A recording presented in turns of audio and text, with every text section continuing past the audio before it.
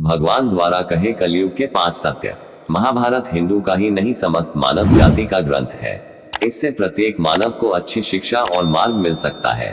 प्रत्येक मनुष्य को इसे पढ़ना चाहिए, क्योंकि महाभारत में जीवन से जुड़ा ऐसा कोई भी विषय नहीं है जिसका वर्णन ना किया गया हो और जिसमें जीवन का कोई समाधान ना हो। इस ग्रंथ में देश, धर्म, न्याय, राजनीति, समाज, योग, युद्ध, परिवार, ज्ञान, विज्ञान, अध्यात्म और तकनीकी आदि समस्त विषयों का ज्ञान वर्णन मिलता है। आज की इस वीडियो में हम महाभारत का ऐसा प्रसंग के बारे बताएंगे जिससे आज का मानव बहुत कुछ सीख सकता है।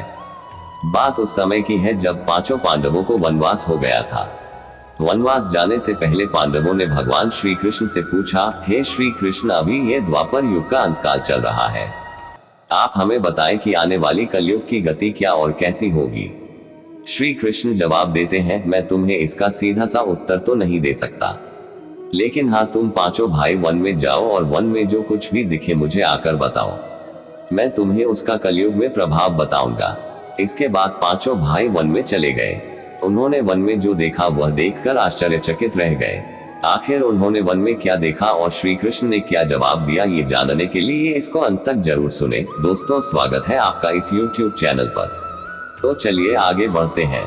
श्री कृष्ण के कहे अनुसार 5 भाई अलग अलग दिशाओं में वन की ओर निकले। युधिष्ठिर भ्रमण पर थे। उन्होंने एक जगह पर देखा कि एक हाथी के 2 सूंड थे।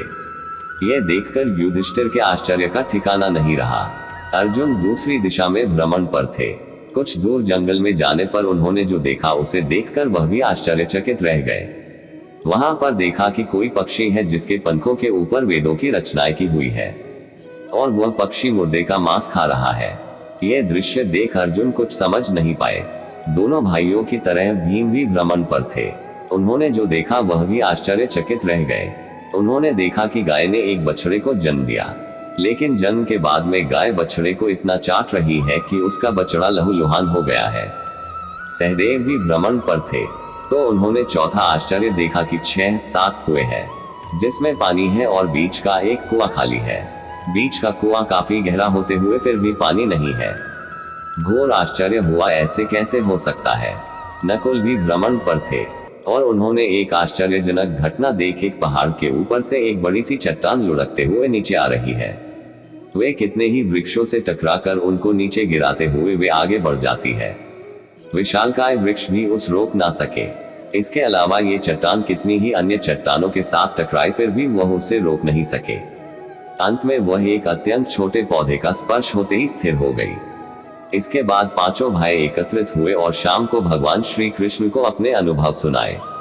सबसे पहले युधिष्ठिर ने कहा, मैंने तो पहली बार 2 सूंड वाला हाथी देखा। यह मेरे लिए तो बहुत ही आश्चर्यजनक था। भगवान श्री कृष्ण कहते हैं, धर्मराज, अब तुम कलिकाल की सुनो।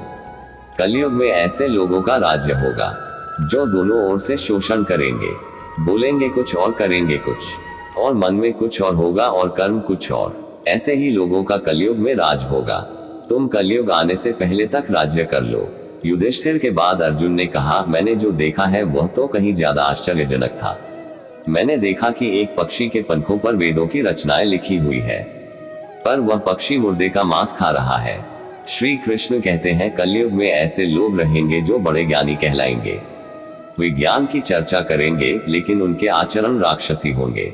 वह बड़े पंडित और विद्वान कहलाएंगे, किंतु ये देखते रहेंगे कि कौन सा मनुष्य कब मरे और हमारे नाम से संपत्ति कर जाए। हे अर्जुन, संस्था के व्यक्ति विचार करेंगे कौन सा मनुष्य मरे और संस्था हमारे नाम पर हो जाए। हर जाति धर्म पर प्रमुख पदों पर बैठे विचार करेंगे कि कब किसका श्राद्ध हो और कौन कब किस पद से हटे और हम उस पर चढ़ जाए। चाहे कितने भी बड़े लोग हो, परंतु उनकी दृष्टि धन और पद के ऊपर ही रहेगी। ऐसे लोगों की ही बहुतायत होगी। अर्जुन के बाद भीम ने अपना अनुभव सुनाया।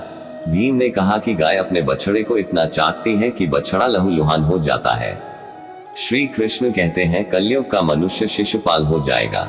कलयुग में माँ की बच्चों के लिए ममता इतनी बढ़ जाएगी, उन्हें अपने विकास का अवसर ही नहीं मिलेगा। मोह माया में ही घर बर्बाद हो जाएगा। किसी का बेटा घर छोड़कर साधु बनेगा तो हजारों व्यक्ति दर्शन करेंगे। यदि अपने बेटे ने साधु बनना चाहा तो रोएंगे कि मेरे बेटे का क्या होगा। इतनी ज्यादा ममता होगी कि उसे मोह माया और परिवार में ही बांध कर रखेंगे। उसका जीवन वहीं खत्म हो जाएगा। वास्तव में लड़के तुम्हारे नहीं है, वह तो बहुओं की अमानत है, और लड़कियां जमाइयों की अमानत है, और तुम्हारा ये शरीर मृत्यु की अमानत है। तुम्हारी आत्मा परमात्मा की अमानत है। इसलिए तुम्हारा अपने शाश्वत संबंध को जानना आवश्यक है। भीम के बाद सहदेव ने पूछा कि श्री कृष्ण, मैंने ये देखा कि 6-7 बड़े कुओं के बीच एक गहरा कुआं बिल्कुल खाली है, जबकि ऐसा संभव कैसे हो सकता है? भगवान श्री कृष्ण ने जवाब में कहा, कलयुग में लड़की के विवाह में, मकान के उत्सव में, छोटे बड़े उत्सवों में तो लाखों रुपए खर्च कर देंगे, परंतु पड़ोस में ही यदि कोई भूखा प्यासा मर रहा होगा तो यह नहीं देखेंगे कि उसका पेट भरा है या नहीं। उनका अपना ही सगा भूख से मर जाएगा तो उसे देखते रहेंगे, और दूसरी ओर मौज, मदिरा, मांस भक्षक सुंदरता और जश्न में पैसे उड़ाएंगे, किंतु किसी के 2 आंसू पोंछने में उनकी रुचि ना होगी। कहने का तात्पर्य यह है कि कलयुग में अन्न के भंडार होंगे, लेकिन लोग भूख से मरेंगे। सामने बंगले में ऐशो आराम चल रहे होंगे, लेकिन पास की झोपड़ी में आदमी भूख से मर जाएगा। एक ही जगह पर असमानता अपने चरम पर होगी। सहदेव के बाद नकुल ने श्री कृष्ण को बताया कि मैंने भी एक आश्चर्य देखा है कि एक बड़ी सी चट्टान पहाड़ पर से लुढ़की तो वृक्षों के तने और चट्टाने भी उसे न रोक पाए, किंतु एक छोटे से पौधे के स्पर्श से ही वह बड़ी चट्टान रुक गई। समझ नहीं पाया कैसे? श्री कृष्ण ने कहा, कलयुग में मानव का मन नीचे गिरेगा, उसका जीवन पतित होगा। यह पतित जीवन धन की सिलाओं से नहीं रुकेगा, न ही सत्ता के वृक्षों से रुकेगा, किंतु हरि नाम के एक छोटे से पौधे से, हरि कीर्तन से मनुष्य जीवन रूपी पौधे का पतन होना रुक जाएगा। इसलिए भक्तों, हरि भजन कलयुग में मोक्ष पाने का एकमात्र उपाय है। तो दोस्तों, आज का ये वीडियो आपको कैसा लगा, ये हमें नीचे कमेंट बॉक्स में लिखें, और साथ में जय श्री कृष्ण भी लिखें। साथ ही अगर आपको ये जानकारी पसंद आई होगी तो इस वीडियो को अपने दोस्तों के साथ अवश्य शेयर कीजिएगा। धन्यवाद।